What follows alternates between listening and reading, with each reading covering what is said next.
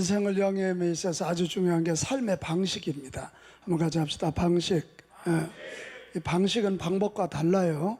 방법은 구체적으로 무슨 일을 어떻게 하는가 아주 디테일한 거라면, 방식이란 방법이 지속되어 만들어진 시스템이에요. 사람은 시스템대로 사는 경우가 대부분입니다.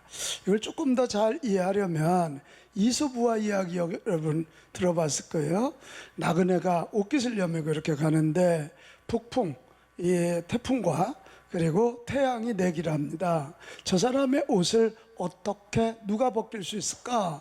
그러니까 북풍이 자신감 있게 내가 센 바람 불면 옷을 벗을 거야. 그리고 자기가 먼저 해보겠다고. 근데 신기하게도 차가운 바람을 세게 부니까 옷깃을 더 여미었어요. 실패했습니다. 그러니까 태양이 이제 내가 해보겠다고 따뜻한 햇빛을 비추고 또 비추고 비추니까 아이고 더워 아이고 더워 단추를 열기 시작하고 외투를 벗게 되는 이야기. 여러분, 이게 무슨 얘기냐면 삶의 방식 이야기거든요.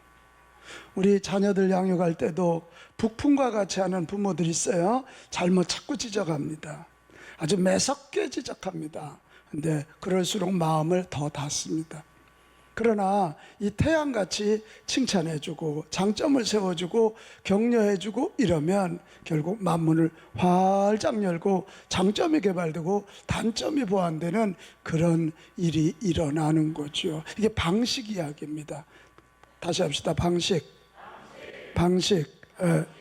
나는 여기 있는 우리 사랑하는 주의 자녀들, 바른 방식 가져 바른 인생 됐고, 좋은 방식 가져 좋은 인생 됐고, 복된 삶의 방식 가져 복된 사람들 다 되시기를 축복합니다. 자, 오늘 이 본문도 예수님이 지금 예루살렘을 향해 올라가는 중이거든요. 이 시간은 제자들은 예수님께 훈련받는 기간이고, 예수님은 제자들을 당신의 제자로 양육하는 훈련하시는 시간인데, 오늘 본문 36절까지 이렇게 보면 잡다해 보이는 네 가지 이야기가 있어요. 여러분, 누가가 의사라니까요. 굉장한 역사 저술가인데 이렇게 왜 이런 여러 얘기를 나열했을까 그렇게 생각하다가 제가 이 네 이야기를 묵상하고 읽고 묵상하고 하다가 거기 흐르는 맥을 하나 찾아냈습니다. 이게 그냥 배치해 놓은 것이 아니구나. 삶의 방식 이야기, 그 네 가지 사건을 관통하고 있는 한 가지 삶의 방식 이야기가 있었어요. 그게 뭔지 아세요? 같이 합시다. 비움이 아니라 채움. 비움이 아니라 뭐라고요? 채움이었어요. 하나님의 자녀는 예수님의 제자로 살아가는 사람들의 삶의 방식이 뭐냐? 자꾸 비우는 것 말고 채우는 것. 이게 또 뭔 얘기인가? 여러분, 여기 컵이 있잖아요. 무디 목사님이 어느 날 컵을 탁 들고 나오더니, 여러분, 이 컵 안에 있는 공기를 다 빼내는 방법이 뭘까요?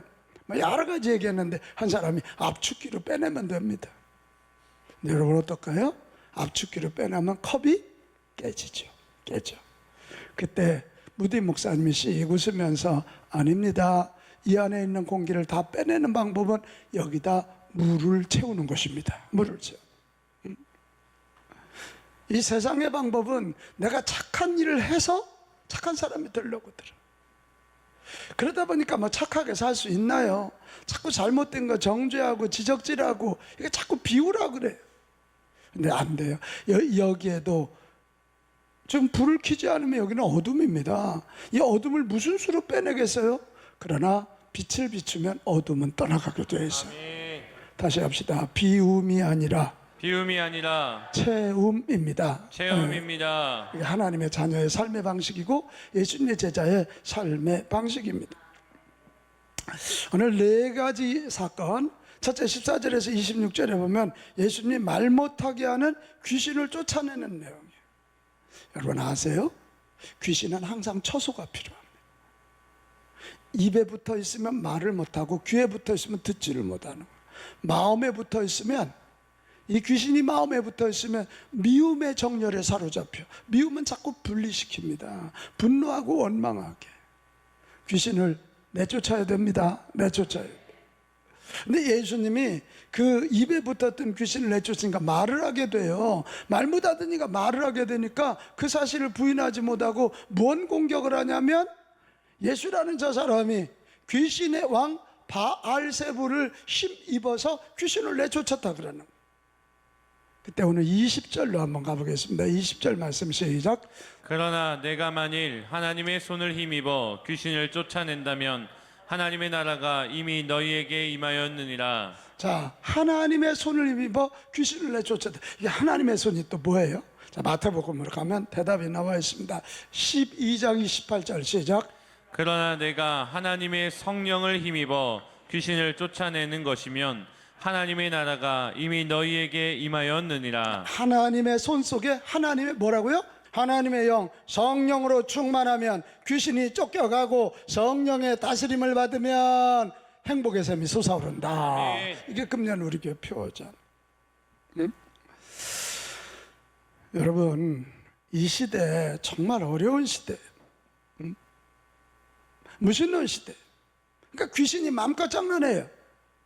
동성애 이런 문제를 다 문화라는 이름으로 우리 젊은이들을 망가뜨리고 있고 가정을 깨뜨려요. 인권이라는 이름으로 배움의 기회를 다 놓쳐버려요. 여러분, 이 마지막 시대 이 영적인 싸움에 여러분 승자가 되시기를 축복합니다. 아멘. 자꾸 이 영적인 세계를 인정하지 않으니까 귀신이 마음껏 놀아. 뒤에서 귀신 없다 이래놓고 마음껏 주무르는 거예요. 그래서 에베소서 5장 18절은 이렇게 말합니다. 술 취하지 마라. 이는 방탕한 것이니 오직 성령으로 어떻게? 충만함을 받으라. 술 문화 이야기예요. 문화에 취하지 말고 세상의 조류에 취하지 말고 너희들이 악한 것들을 내몰고 영혼이 잘된 같이 범사가 잘되기 원하거든 성령으로 충만하라. 성령의 충만을 구하라. 성령의 충만을 받으라. 이 얘기를 지금 하고 사도행전 7장 55절로 가볼까요? 이게 스데반이 예수님 전하다가 지금 돌로 맞아 죽어가는 상황이거든요. 그런데 스데반이 어떻게? 성령 충만하니까 하늘을 바라봐. 성령 충만하지 못했다면 땅을 바라보면서 이런 죽일 놈들이 있나고 바락바락 악을 쏟아 죽었을 거예요. 성령 충만하니까 하늘을 보는데 하늘에 하나님의 영광과 예수님 하나님 우편에 앉아 계신 것을 보니까 여러분 사도행전 7장으로 가면 스데반이 죽는 게 아니라 잔다 그랬어요. 그 자기에게 돌을 던지는 자들을 용서의 기도를 했어요. 그의 얼굴이 해같이 빛났어요. 성령 충만해 하늘을 바라보면서 땅을 다스릴 수가 있는 거예요. 아멘. 성령 충만한 자는 영혼이 잘 되게 되어 있어요. 성령 충만한 교회는 부흥하게 되어 있어요. 아멘. 부흥하는 교회에서 간증자, 성공자, 축복자가 나오는 것입니다. 아멘.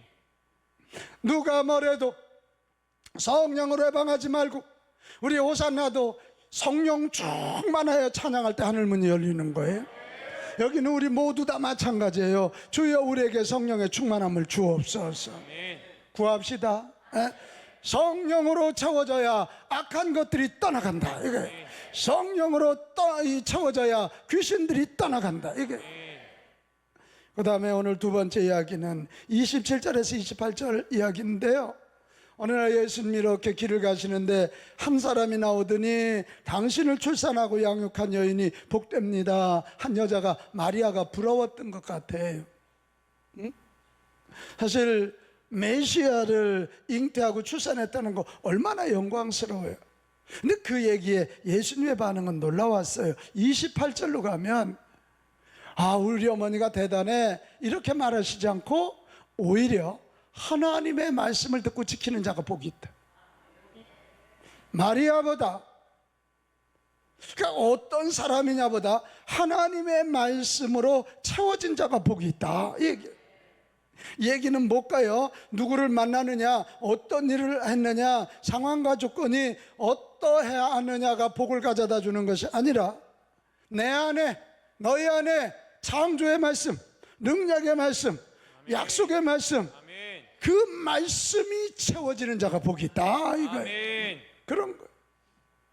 여러분 사실 그렇지 않아요? 하나님의 말씀으로 채워지기 전까지는 우리는 여전히 환경의 지배를 받을 수밖에 없고 사람의 눈치를 안 해볼 수가 없어요. 그러나 하나님의 말씀으로 채워지면 우리는 흔들리지 않아요. 잠언서 30장 5절 하나님의 말씀은 다 순전하여 항상 옳아서 하나님은 그를 의지하는 자의 뭐라고요? 방패. 내 속에 절망. 여러분, 내가 절망하고 낭망하면 몸이 병이 들겠죠. 병이 들면 담임 목사 병 들 때 교회는 약화될 수밖에 없잖아요. 여러분, 말씀이 방패입니다. 하나님의 말씀이 방패입니다. 약속의 말씀이 힘입니다. 여러분, 기억하셔요. 우리 그래서 늘 정말 세상의 환경을 이기고 여건을 이기고 땅을 이기고 사람들을 이기기 원하거든. 약속의 말씀, 창조의 말씀, 능력의 말씀으로 내 속을 꽉 채우시기 바랍니다. 아멘. 그럴 때 환경 여건이 어떤지 간에 우리는 승리하게 될 것입니다. 아멘. 그래서 우리 시편 1편을 너무 잘 알잖아요. 시편 1편 1절에서 3절에 가면 복 있는 사람은 악인들의 꾀를 따르지 않고 죄인들에게 서지 않아요. 오만한 자의 자리에 앉지도 않아요. 대신 오직 여호와의 율법, 여호와의 말씀, 하나님의 말씀을 즐거워하고 하나님의 말씀을 주야로 뭐하는 자? 묵상하는 자. 제가 이번에 그걸 알았더니 하나님의 말씀을 묵상하는 거예요. 그런 사람들은요, 시냇가에 심은 나무가 철을 따라 열매를 맺는 것 같이, 잎사귀가 마르지 않는 것 같이 그가 하는 모든 일이 다 형통하리라. 형통하리라. 그런 얘기예요. 여러분, 우리 하나님의 말씀은 살아있어요. 그 말씀대로 결국 인도하셔요. 우리 1만 명이 모여 서울을 주도하는 우리 교회에서 에스겔서에 나오는 것처럼 생명샘이 터져 나오는, 그래서 서울연회 감리교뿐만 아니라 모든 교회 여기에 부흥의 기름이 흘러 들어가고 전국에, 그래서 대한민국 예수 마을 때는 그 약속의 말씀 꼭 붙잡고 전진 또 전진하는 저와 여러분 됩시다. 아멘. 저도 잠언서 24장 16절 대저 의인은 7번 넘어질지라도 다시 일어나려니와. 자, 다시 일어나겠습니다. 다시 일어나겠습니다. 1만 명이 모여 서울을 주도하는 대부흥의 근원지가 되도록 힘쓸 것입니다. 약속의 말씀 붙잡을 것입니다. 저는 부족한 사람입니다. 그러나 하나님이 주신 약속이 이게 가능하리라고 믿습니다. 바로 이것입니다. 우리 그리스도인의 삶, 예수님의 제자의 삶은 비움이 아니라 채움이다. 뭘로? 하나님의 말씀으로 채워서 두려움도 환경도 넘어서라. 이것입니다. 세 번째 29절에서 32절로 가면 요나의 니느웨 선교 이야기입니다. 여러분 알죠? 어느 날 하나님이 요나를 불러서 야, 저 아수르의 수도 니느웨 가서 심판을 선포하거라. 그때 요나가 아유 무슨 소리입니까? 니느웨는 심판을 당해야 됩니다. 아수르가 유대 나라 쳐들어왔고 북쪽으로요 아주 그냥 완전히 칼로 통치하고요. 심지어는 그들이 그렇게 싫어하는 돼지떼를 몰아넣고요. 그들이 그렇게 싫어하는 아수르 사람과 유대 여자들 관계를 맺어서 소위 이 혈통을 깨뜨려 버리고 말아요. 그래서 사마리아 사람들을 개 취급하는 게 성경에 여러 번 나오잖아요. 그런데 그런 아수르가 심판받는 게 지극히 마땅하지 제가 가서 왜 회개하라고 그럽니까? 도망다니다가 어디로 도망가셨어요?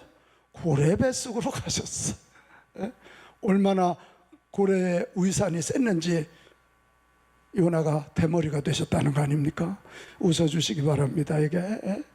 그런데 거기서 깨달아요. 요나서 2장 9절 나는 감사하는 목소리로 주께 제사를 드리며 나의 소원을 주께 갖겠나이다. 구원은 여호와께 속하였나이다. 이게.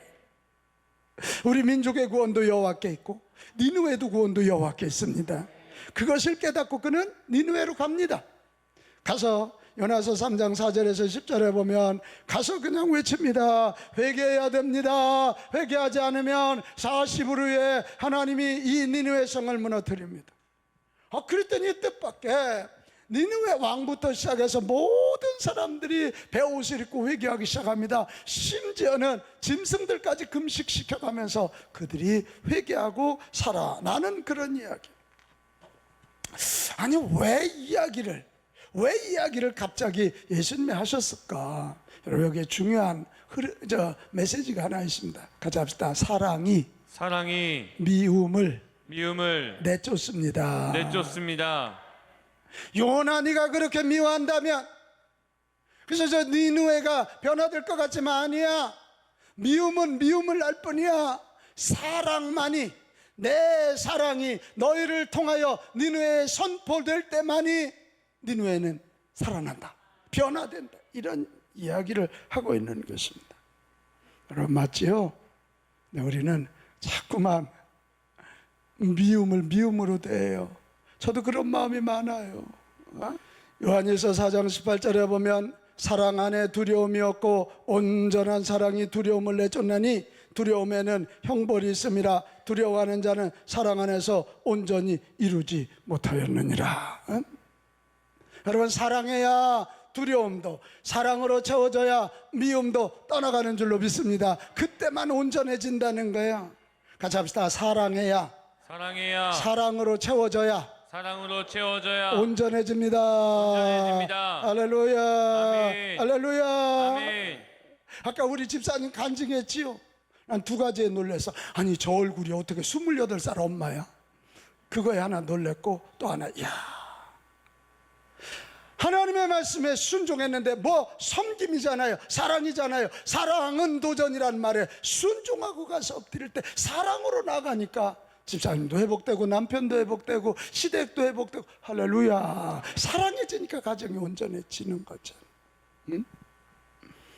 사랑하는 여러분, 우리의 사랑으로 미움을 내쫓는 저와 여러분 됩시다.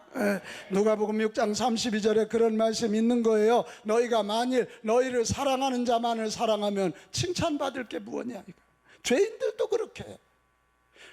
나에게 상처를 주고 나에게 아픔을 주고 내가 미워할 수 있는 사람에게도 내가 사랑으로, 내 속에 사랑으로 꽉 차서 사랑으로 대할 때만 우리는 나도 온전해지고 너 속에 있는 미움도 떠나 온전하게 되리라. 이런 그렇게 돼. 우리 사랑을 채워서 미움을 내쫓는, 그래서 온전한 주님의 제자 됩시다. 마지막 네 번째는 33절에서 36절로 가면, 자 36절 한번 읽어보겠습니다. 36절 시작. 내 온몸이 밝아 조금도 어두운 데가 없으면 등불의 빛이 너를 비출 때와 같이 온전히 밝으리라 하시니라. 할렐루야. 아멘. 빛 얘기를 하시는 거예요. 여러분 여기도 불 켜지 않으면 어둠이 있었겠죠? 근데 불을 켜니까 빛이 들어오니까 어둠이 떠나는 거예요. 그러니까 그리스도인의 삶, 제자의 삶은 뭐냐? 내 안에 빛으로 채워서 내 속에 있는 어둠을 떠나가게 해야 되고, 우리가 빛 되어서 다른 사람의 어둠을 내쫓아주는 사람. 그럼 질문, 빛이 뭐예요? 도대체 빛이 뭐예요? 내 속에다 뭐 전기불을 켜나요? 아니죠. 요한복음 8장 12절로 가면 해답이 나와요. 시작.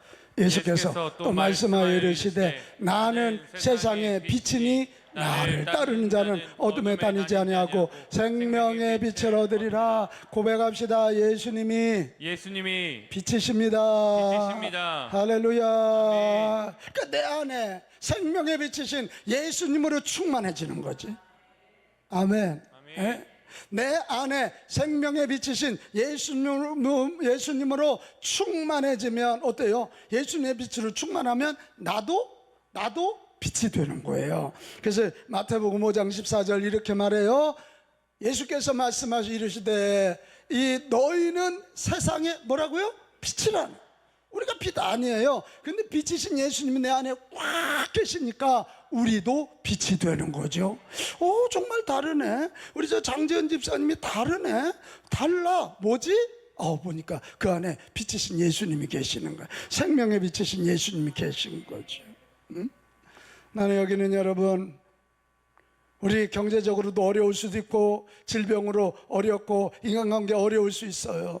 그럴 때 그 어려운 거 묵상하지 말고 그럴수록 생명의 빛이신 예수님으로 내 안을 꽉 채웁시다. 예수 충만, 예수 충만, 예수 충만. 아멘. 그게 성령 충만이고 말씀 충만이잖아요.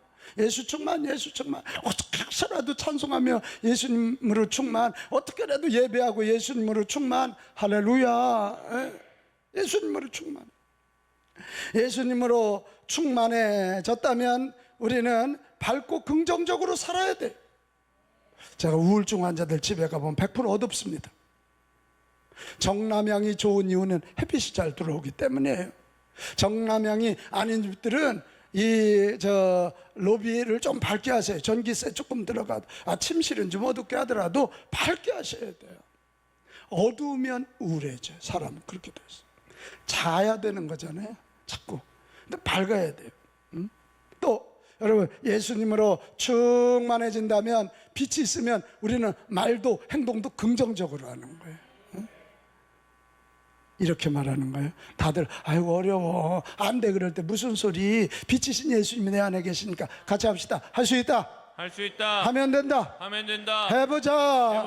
할렐루야. 네. 긍정의 하나야. 아빠 너무 힘들어. 그래, 힘들지. 그래도 예수님이 너와 함께 하시니까 너는 할 수 있어. 아빠도 해봤거든. 너 할 수 있어. 홍규진, 너는 이 시대 조나단 에드워드가 될 수 있어. 될 수 있어. 할 수 있어. 다들 전도 어렵다 그러지만 이 시대에도 정말 영혼이 구원받기를 갈급해하는 많은 사람도 있고, 하나님이 소원이니 우리가 하면 할 수 있습니다. 같이 합시다. 할 수 있다, 할 수 있다. 하면 된다, 하면 된다. 해보자. 그리고 빛이신 예수님이 들어왔다면 좀 많이 이제 웃으셔야 돼요. 데이비드 스타인 라스트는 뭐냐면, 기쁨의 초석은 뭐라고요? 이제 감사라는 초석이 있어야 기뻐진다는 거예요. 기쁜 일이 우리를 감사하는 것이 아니라 감사하는 태도가 우리를 기쁘게 한다. 우리 오프라 윈프리 아시지요? 세계 최고의 영향력 있는 여성 중에 세계 최고의 영향력 있는 사람. 사생아 출신이니까 알잖아요. 그렇게 무시당할 때 흑인으로 태어났잖아요. 응? 정말 뭐 그렇게 키가 큰 것도 아니잖아요. 근데 오프라 윈프리가 세계 최고의 영향력을 끼친 이유는 감사일기 쓴 거예요. 감사일기. 저 그 책 읽었거든요. 오프라 윈프리의 감사일기 책 읽었거든요. 오프라 윈프리가 그랬어요. 삶을 바꾸기 위해 할 수 있는 일 중에 가장 중요한 한 가지는 가진 것에 감사하는 거다. 대개는 없는 거 불평하거든. 근데 이미 가진 것에 감사하는 것이다. 많이 감사할수록 더 많이 얻게 될 것이다. 시작. 많이 감사할수록 더 많이 얻게 될 것이다. 할렐루야. 할렐루야. 사랑하는 여러분, 우리 그리스도인의 삶의 방식은 비움이 아니라 체험입니다. 같이 합시다. 비움이 아니라 체험입니다. 비움이 아니라 체험입니다. 자꾸 세상처럼 비움을 고집하지 마십시오. 자꾸 비움을 고집하면 잘못된 거 고치라고 자꾸 정죄해요. 그러다 보면 내 주변에 사람이 떠나서 불행해져요. 응? 체험의 사람이 되십시오. 생명력 있고 긍정적인 사람이 되어서 해야 돼요. 그래야 주변에 사람들이 모이고 행복해지게 돼 있는 거예요. 여러분, 전도의 철이 이제 시작이 됐어요. 나는 분명히 믿어요. 전도는 체험 운동인 줄로 믿습니다. 전도는 체험 운동. 그들에게 성령을 채워주는 일이에요. 전도는 그들에게 하나님의 말씀을 채우는 일이고, 그들에게 사랑을 채우는 일이에요. 할렐루야. 할렐루야. 그들에게 빛을 채워주는 일이랍니다. 같이 있지 않아요? 같이 있지 않아요? 제가 아까 우리 이정화 집사님 간증 들으면서 와, 설교자로서 감사가 있는 거예요. 섬김은 도전이다. 그때 제가 기도하는데 그 말이 팍 떠올라서 그 말을 내가 넣었는데, 그 한마디가 한 가정을 저렇게 바꿀 수 있잖아요.